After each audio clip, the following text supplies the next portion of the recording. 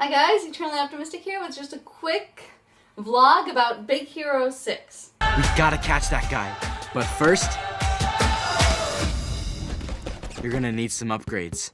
And I wanted to talk about the movie, but I also wanted to talk about animation and the animation industry in general, just based on some observations from what I saw in the trailers before the film. First of all the trailers, as is becoming the norm lately, only 2 of the trailers were for original ideas. Pixar's Inside Out and a George Lucas movie that for the life of me, I can't remember the name of. And the Pixar, Inside Out looks great. But even that is not a completely original idea. We've had short films in the past talk about, do things from the point of view of emotions personified. So,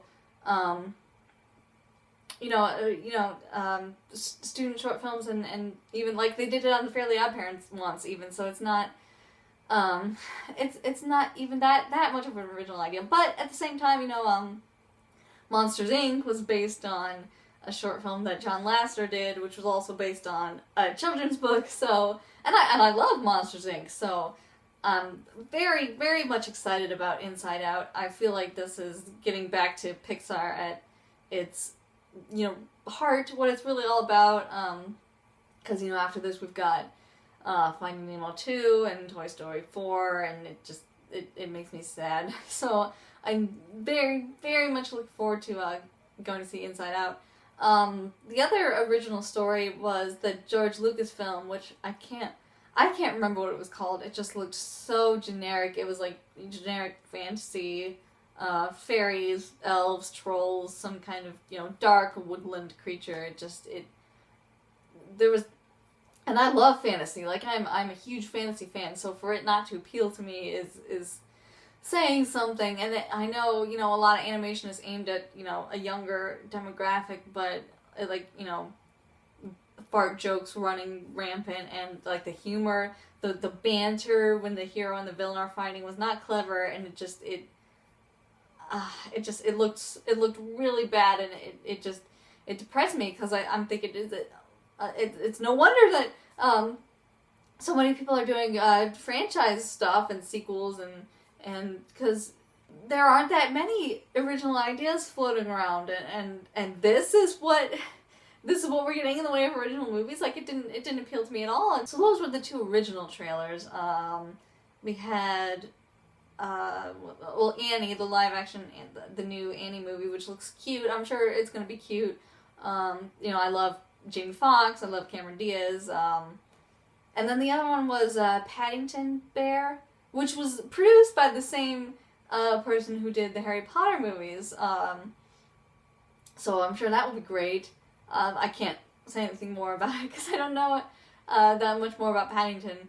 But then the other two trailers we got were both franchise films, both animated franchise films. One was for the new SpongeBob, the SpongeBob 3D movie, which I was actually very impressed by, because the first part of the movie actually takes place in 2D. And I went to go see Beauty and the Beast and The Lion King when they came out in 2D, when they were re-released in 3D, just because I was curious. And they looked good. It was great to see them on the big screen, and the 3D was very nice. But you could tell that it was a conversion. You could tell that these were movies that were originally released in 2D, and there was some depth, but for the most part, everything still looked pretty flat. Still great to go see those in the theater.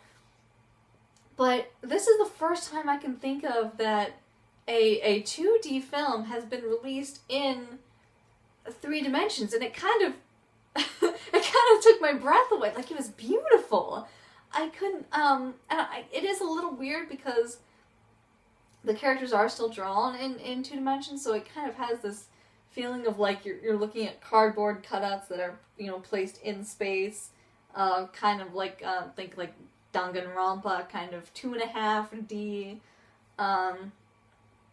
So it is a little surreal that way, but I kind of really want to go see it just to see what it looks like, just to have that experience of seeing a 2D film that was rendered for 3 dimensions, and just to see what that's like. I don't know. I might be going to see that in the theaters when the time comes around.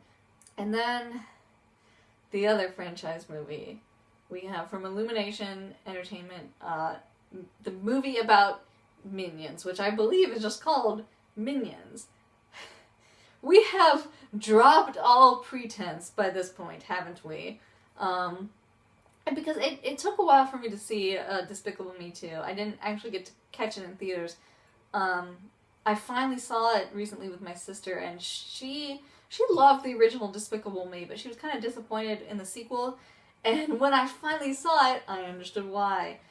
Because the script was a mess. It was just, I didn't believe it for a second. But of all the, for as much as the story didn't work, every time the Minions were on screen, I was thoroughly entertained and could really care less that the rest of the movie was such a mess.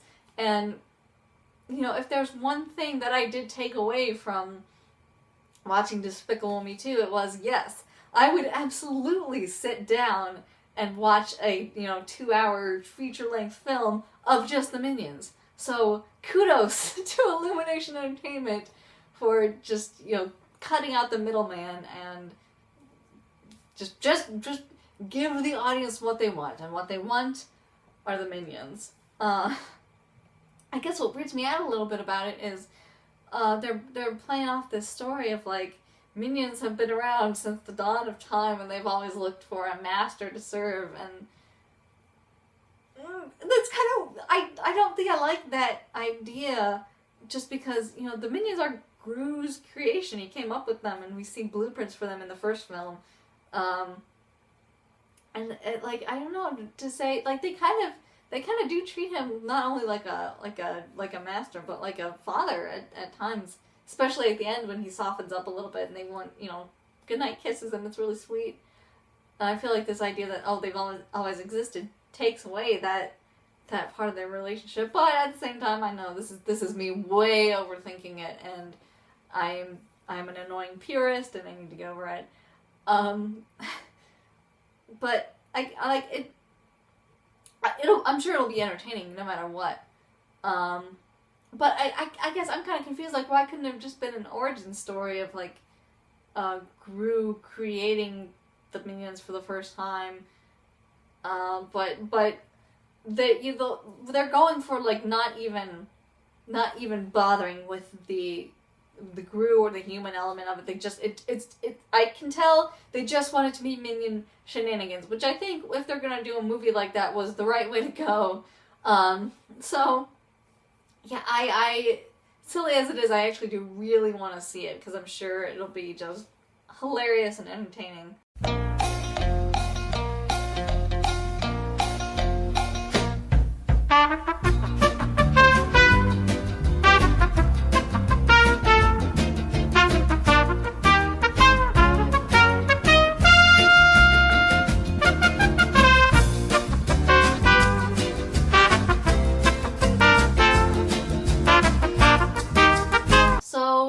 Big Hero 6 specifically now, and I'll do a little spoiler-free discussion, and then maybe talk about some spoilers later. Well, first of all, I did go see it in 3D just because, still at this point, I can't watch them in 3D once they're out of the theater, and I do like that experience. And I will say this was the best movie I've ever seen in 3D. I always used to say that How to Train Your Dragon ruined me for 3D films, because it was the first movie I ever saw in 3D, and it was so fantastic that nothing else came close after that. Toy Story 3 was one of the weaker ones, I'd say, just because it was one of those where you noticed the 3D very much. Like, it was used to great effect in a couple scenes. One of them being the train, like the train going off the cliff at the beginning, and I think the claw was another one where you could really see, like when Buzz reaches out. But other than that, is like you couldn't even like it might as well have been done in 2D. I kind of compare it to my sister loves the Step Up movies, and she has Step Up 3D on DVD, and it just looks like a normal movie. But every so often there will be a scene where they'll do something that it's like, oh, you can just tell, like, oh, that was one of their big 3D moments. And when they do stuff like that, it takes me out of the moment, you know. What made Big Hero 6 so great was at one point I forgot that I was watching a 3D movie. And I mean that in a good way, because I think what reminded me was, it wasn't a flying scene, it wasn't a really loud bombastic moment. The kids are sneaking through a lab somewhere, I think, and just the way light was hitting their superhero outfits, I just found myself thinking, wow, you know, those kids look like they're right there in space. They look like I could reach out and touch them. Which is amazing that's the thing that reminded me that I was watching a 3D movie. I almost think, like, if you ever saw Shane Ecker's 9, that is one of the most tactile animated movies I've ever seen. Like, the story itself is kind of shaky, but every animation student and lover should absolutely watch that movie, because you know, you really do feel like you can reach out and touch everything in that movie. The detail is fantastic, and that's what I felt about Big Hero 6. You know, it's like I can touch you, and that just made it really enjoyable. I guess the other thing I would say is I kind of wish they had used 3D in the flying scenes a little more along the lines of like what we saw in How to Train Your Dragon, but that's like nitpicky. I think the 3D was fantastic in this movie. Okay. So the story. I hated Frozen. I really, really hated Frozen, and most of the reason was because I could see a better film struggling to get out, but it was buried behind so many terrible decisions in the writing, and I won't repeat myself, but at the very end of my Frozen review, I ended by saying, let's just hope for more from Big Hero 6. I really just was hoping that this would sell me, and I'd be like, yes, this was the movie I was looking for. I liked it. I liked it a lot. I enjoyed the movie. I was laughing. I was crying. I was sold from beginning to end on film. And it wasn't till I got home and I started thinking about it and I started reading other reviews that I kind of, you know, yeah, there are some weak moments in, mostly with the script. The strongest part of this movie is the characters, and you know, you'll hear, you know, Pixar has always said, you know, story is king. Story is king. You have to get story right. You know, that's the most important part of writing any movie, and it's true. But I always kind of think if story is the king, then character is queen, and your characters should be, because you know they are the ones that the audience is going to relate to, and the audience is going to be taking this journey with them. So if your story is kind of shaky, at least make your characters strong, because then the audience will still go along. It's kind of how I feel about Digimon. You know, the writing is hit or miss with a lot of times, but the characters are always fantastic, and I think that's a big part of why people remember that show so fondly. So the characters in Big Hero 6 are amazing, and one of my favorite things about them is that they play with expectations a lot. Like they absolutely play off of stereotypes and what you kind of assume to be true about these characters when you first see them. And one of my favorite ones is one of the nerd friends that Hero makes is, he's OCD. Like, they don't come out and say it, but it's heavily implied that this guy is OCD.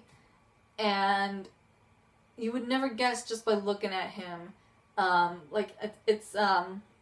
It's the big tall black guy who's built like a football player, and he's arranging things on his desk like so, and it's fantastic to me. I want to say, like, thank you, Disney. Not everyone who is gonna be plagued by OCD is one of these like shrinking nerds. So it's like.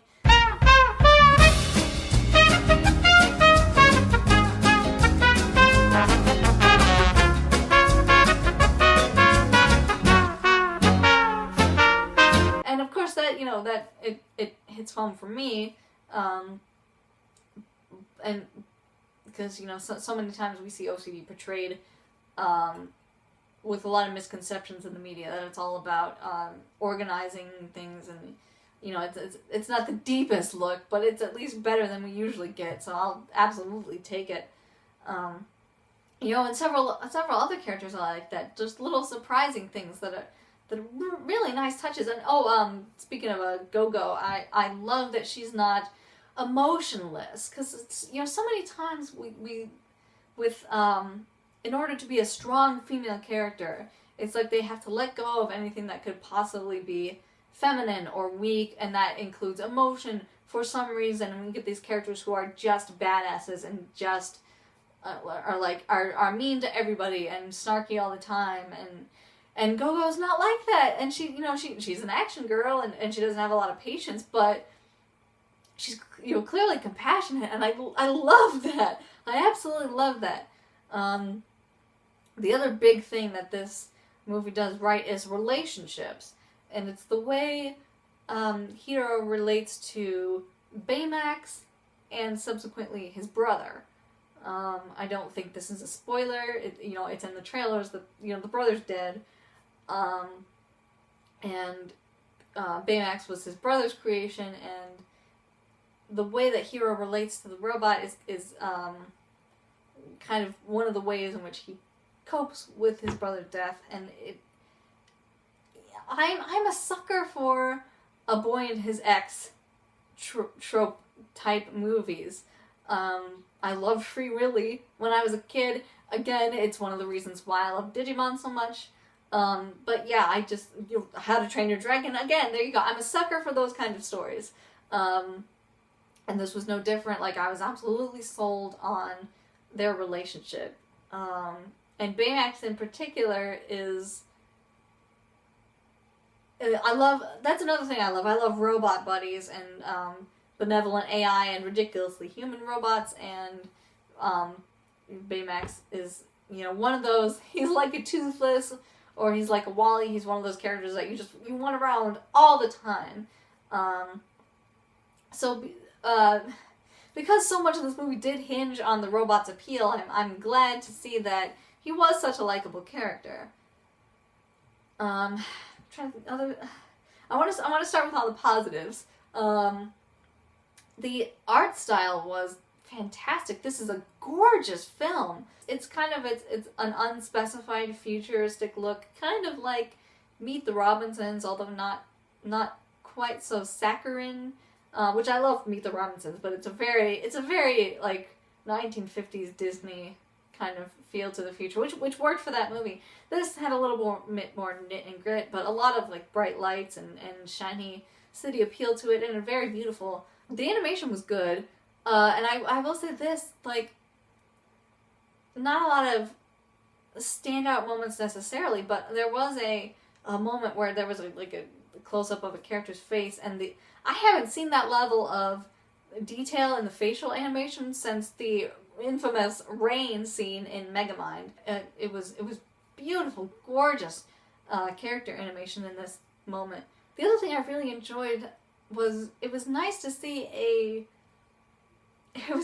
Disney film that was very anime influenced. And I don't just mean, we've got a half Asian protagonist and a lot of Japanese imagery in the visuals. I mean,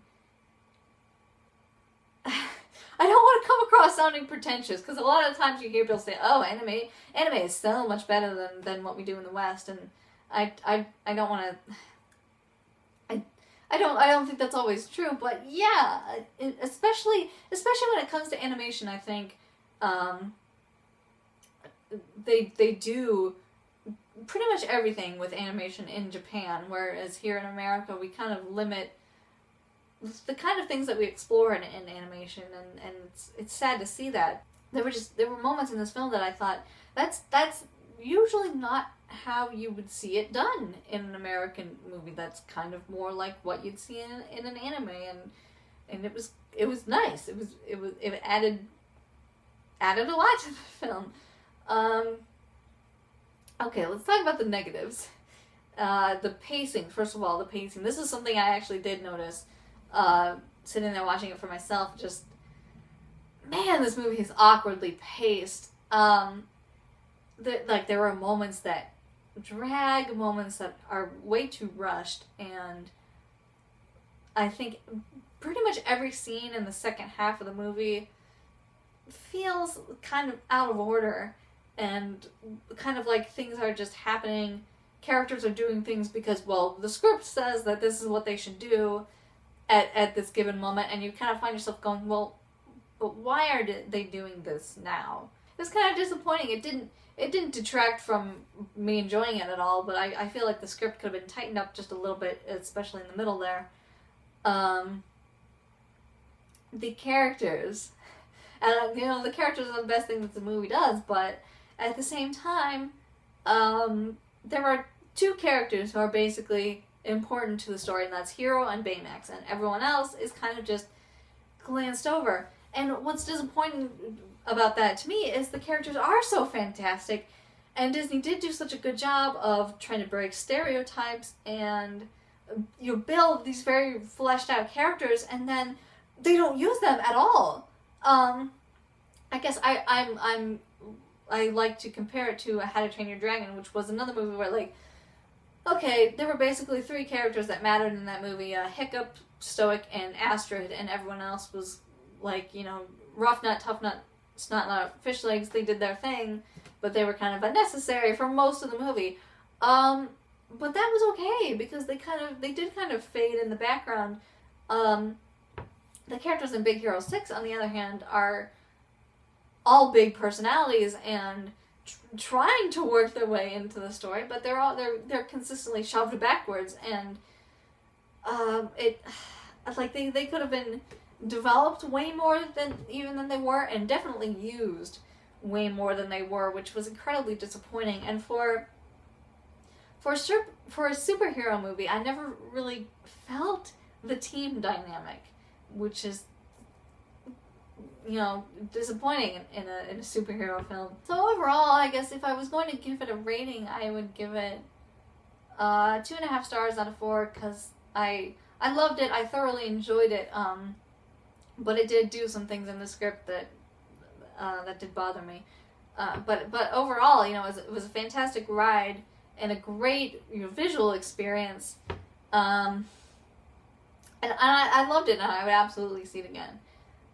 And it was the film I kind of needed to see after Frozen to get the taste of that movie out of my mouth. So I guess now I'll get into spoilers.